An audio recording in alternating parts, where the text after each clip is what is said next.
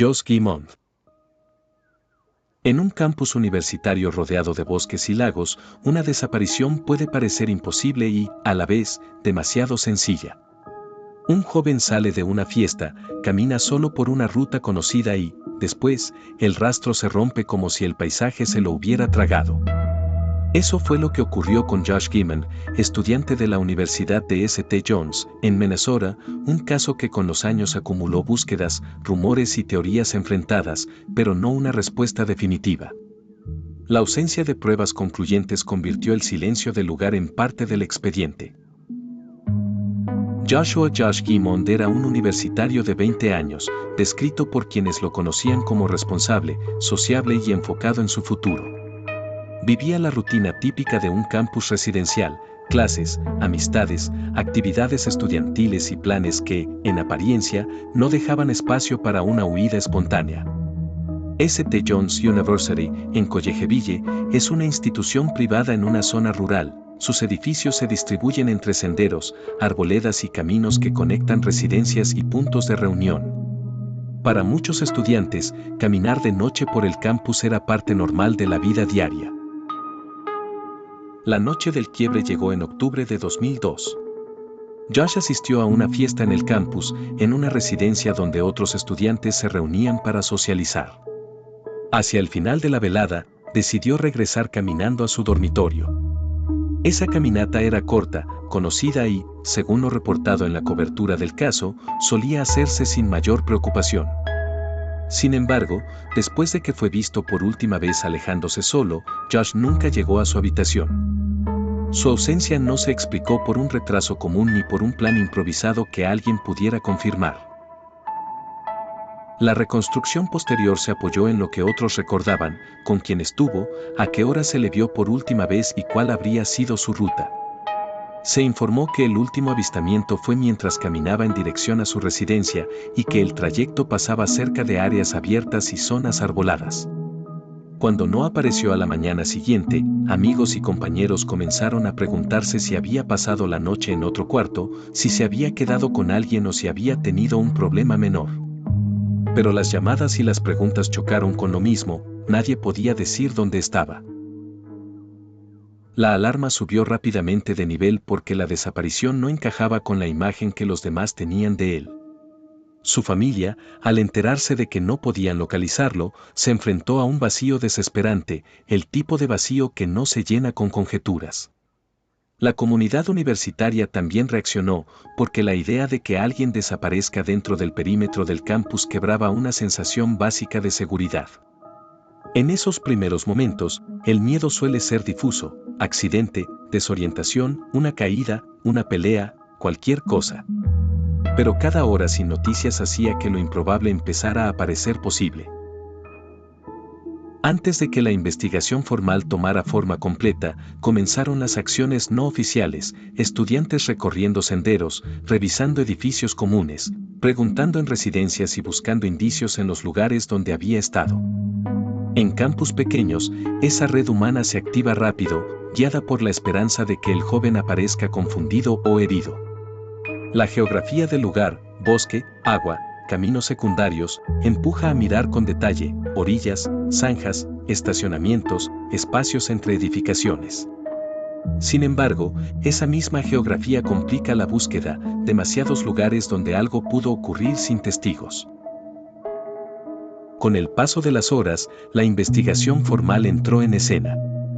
La desaparición fue atendida por autoridades locales, incluida la oficina del sheriff del condado de Stearns, con apoyo de recursos de búsqueda según se ha informado en la cobertura del caso. En situaciones así, los investigadores intentan fijar una línea de tiempo, la última hora confirmada, el último punto de vista, con quién habló, qué llevaba, qué estado de ánimo mostraba. También se revisan accesos, rutas posibles y reportes de incidentes de esa noche. El objetivo inicial es sencillo en teoría, convertir el nadie sabe en hechos verificables. Pero el expediente se encontró pronto con un problema habitual, las pruebas directas eran escasas. No se reportó un hallazgo que cerrara el caso en forma inmediata, y la ausencia de un rastro claro volvió crucial cada fragmento de memoria. En un entorno universitario, Los recuerdos se contaminan rápido, alguien cree haber visto a alguien confunde horarios, alguien completa vacíos con suposiciones. La investigación buscó coherencia en testimonios y trató de establecer si Josh se desvió de su ruta, si entró a otro edificio, si subió a un vehículo o si tuvo un encuentro no registrado por sus conocidos. A medida que pasaban los días, surgieron pistas iniciales pero también elementos incompletos, versiones que no encajaban del todo y detalles difíciles de confirmar. El punto fijo seguía siendo el mismo, la última vez que se lo vio caminando solo. Desde ahí, todo eran posibilidades. En casos de campus, la ausencia de cámaras útiles, si las hay, no siempre cubren senderos, puede dejar grandes zonas a oscuras. Y cuando no hay un objeto recuperado, una llamada, una transacción o un avistamiento sólido posterior, el mapa se vuelve más grande en vez de reducirse. Cada nueva idea abre una ruta, pero ninguna conduce al destino. Con ese vacío, las teorías comenzaron a circular. Una línea de pensamiento apunta a un accidente, una caída, una desorientación, un evento médico, o un recorrido que terminó en un lugar del que no pudo salir, especialmente considerando la proximidad de agua y zonas naturales. Otra teoría sostiene un crimen oportunista, un encuentro breve, una agresión no planificada, o alguien que aprovechó la soledad del camino. También aparece la posibilidad de que se hubiera subido a un vehículo, por elección o por coerción. Y, como ocurre en muchos casos mediáticos, se mencionaron ideas de encubrimiento, aunque sin resolución pública que las confirme. Las hipótesis, sin embargo, chocaron con obstáculos persistentes, la falta de evidencias físicas concluyentes, el tiempo que corre contra la memoria y la dificultad de revisar cada metro de terreno con la misma intensidad durante semanas. En investigaciones de desaparición, un error temprano, una zona no revisada, un dato subestimado, puede volverse irreparable, aunque no haya mala fe. A eso se suman límites de jurisdicción, recursos finitos y el desgaste inevitable de los equipos de búsqueda. El caso quedó atrapado entre la urgencia inicial y la larga espera posterior, donde cada avance requiere algo nuevo que casi nunca llega. Con los años, el caso tuvo momentos de renovado interés, campañas de difusión, conmemoraciones, llamadas públicas para aportar información y revisiones de la línea de tiempo. En algunas coberturas se ha señalado que la desaparición terminó conectándose, al menos en la conversación pública, con debates más amplios sobre seguridad en campus y sobre la obligación de reportar y registrar incidentes. También se mencionaron, en distintos momentos, afirmaciones y sospechas que circularon en medios y foros, pero que no han producido, hasta donde llega la información pública ampliamente disponible, una conclusión oficial definitiva sobre qué ocurrió esa noche. El impacto mediático creció en oleadas. Reportajes locales, programas y espacios dedicados a casos sin resolver mantuvieron el nombre de Josh Gimand en circulación, a veces con enfoques serios y otras veces mezclando información verificada con especulación. En ese entorno, la desinformación puede expandirse con facilidad, una versión se repite, se endurece, se convierte en hecho para algunos, aunque no lo sea. Para la familia, cada mención pública puede ser una esperanza y una herida a la vez. Para la comunidad universitaria, el caso se convierte en una sombra histórica que nunca termina de disiparse. En términos de Estado, el caso se ha descrito públicamente como una desaparición sin resolución, investigada por autoridades locales con el paso del tiempo.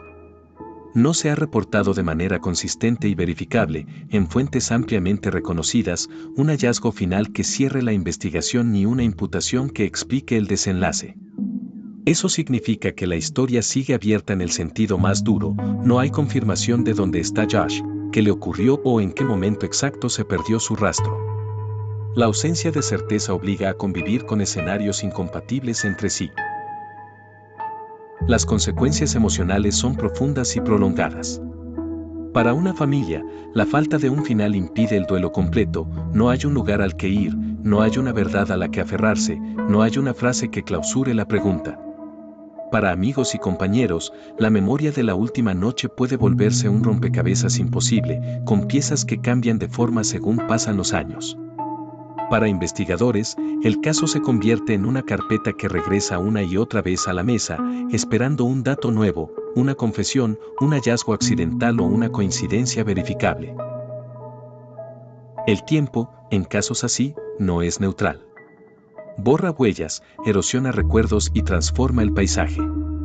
Senderos se modifican, edificios se renuevan, generaciones de estudiantes pasan sin haber conocido a Josh, pero escuchan su nombre como advertencia.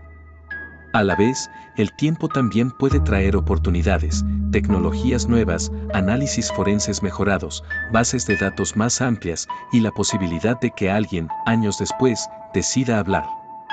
La incertidumbre se vuelve una presencia constante, una forma de vivir con preguntas que no se responden por voluntad. A falta de una verdad oficial concluyente, el caso de Josh Gaiman permanece como una desaparición que empezó con una caminata breve y terminó en un vacío prolongado. En la memoria pública queda la imagen de un estudiante que salió de una fiesta y nunca llegó a casa, y en el expediente quedan los esfuerzos de búsqueda, las entrevistas y los caminos explorados sin resultado final. Si el caso sigue abierto y alguien tiene información verificable sobre esa noche, las autoridades locales suelen ser el canal adecuado para reportarla. Lo demás, por ahora, sigue siendo silencio y espera. Y así llegamos al final del caso de hoy. Algunos misterios encuentran respuestas y otros siguen esperando a que alguien conecte las piezas correctas. Si quieres seguir explorando crímenes, teorías y enigmas que aún desafían a la justicia, no olvides seguirme. Cuéntame en los comentarios qué teoría te convence más. Gracias por acompañarme. Y recuerda, no todos los casos tienen un final, pero cada detalle nos acerca un poco más a la verdad.